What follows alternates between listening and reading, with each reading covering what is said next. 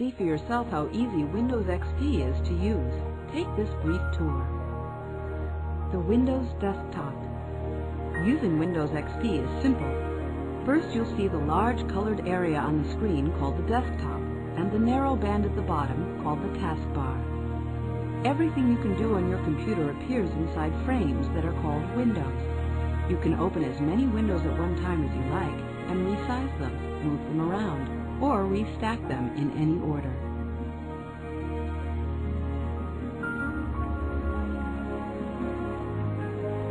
Icons. The small pictures you see on the desktop are called icons. Think of them as doorways to the files and programs stored on your computer. Place your mouse over an icon. Text appears identifying its name or contents. To open the file or program, double-click the icon. The first time you start Windows XP, chances are you'll see only one icon, the recycle bin, where you can send files you wish to delete from your computer. As you become acquainted with Windows XP, you probably will find it convenient to add more icons to the desktop. Shortcut icons, identified by the small arrow on the lower left, let you access programs, files, folders, disk drives, web pages, printers, even other computers. And because desktop shortcuts simply supply links to those files or devices, you can add and delete their icons without affecting the actual programs or files.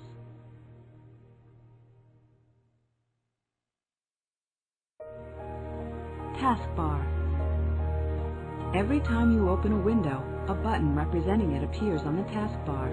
The button gets brighter when you bring a window to the front, and it disappears when you close the window. The taskbar also contains the Start button and Notification area, where you'll see the clock. Other buttons can appear temporarily, showing the status of ongoing activities. For instance, the Printer button appears when you send a file to the printer and disappears when printing is complete. You'll also be reminded here when new Windows updates are available to download from the Microsoft website. Windows XP keeps the taskbar tidy by consolidating buttons when too many accumulate.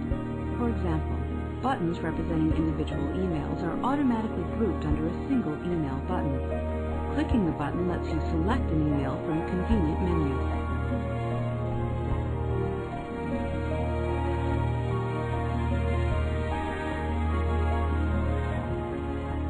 Start menu.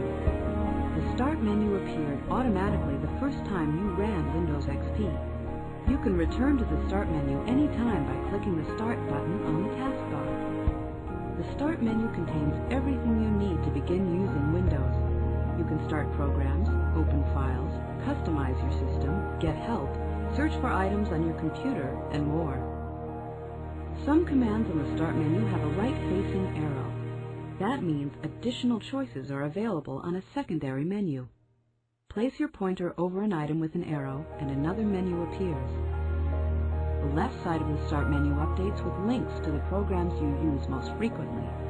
At the top left are fixed items, shortcuts to things like your internet browser and email program. On the right side of the Start menu are folders where you will typically store your files.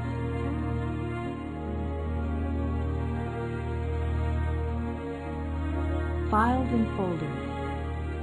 Your computer is like a desk with file drawers. Each piece of work or file can be stored in a folder. Folders can be stored in larger folders, which are like the drawers of the desk. It's tempting to store all your files and folders on the desktop where you can see them. But just as with a real desk, the way to avoid clutter is to store most things out of sight, organized so you can retrieve them easily. Windows XP makes it easy to store files where they make the most sense. Place text, image, and music files in the folders titled My Documents, My Pictures, and My Music. These folders are all easy to find on the right side of the Start menu. They also offer convenient links to the tasks you'll perform most often. If you ever want to survey all the files and folders you can access from your computer, open the Folders directory. Just right-click the Start button and click Explore.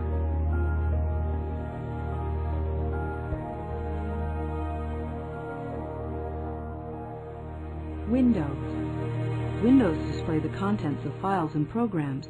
Working with Windows is easy when you know the basics. The name of the window appears at the top in its title bar. Move a window by clicking the title bar and, while holding down the mouse button, moving the mouse pointer across the computer screen. This is called dragging. Minimize a window to shrink it to a button on the taskbar. Maximize a window to fill the screen, or restore it to its original size. Inside a window, browse the menus to see the different commands and tools you can use. When you find the command you want, just click it. If a program needs some information from you before it can complete a command, a dialog box appears. To enter information, you might click and type, select a choice in a list, choose just one option, or check off one or more options that you want.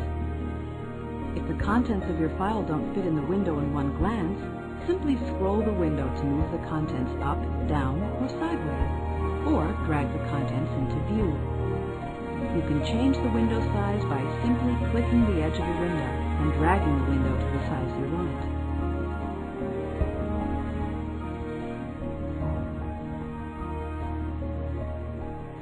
Control panel. Customizing your computer settings is simple with the Windows XP control panel. Just open it from the Start menu. Here's where you can change the way Windows XP looks and acts, add and remove programs or hardware devices, set up network connections, user accounts, and more. Switch to Classic View if you're more comfortable with the conventional Windows look. Otherwise, view control panel options by category. The design of Control Panel makes it easy to find where you need to go.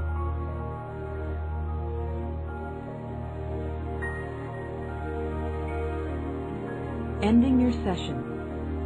When you want to interrupt your Windows session and let someone else use the computer, go to the Start menu. That's where you can log off and switch users, and Windows XP will be ready to welcome a different user. When everyone's finished, you can turn off the computer.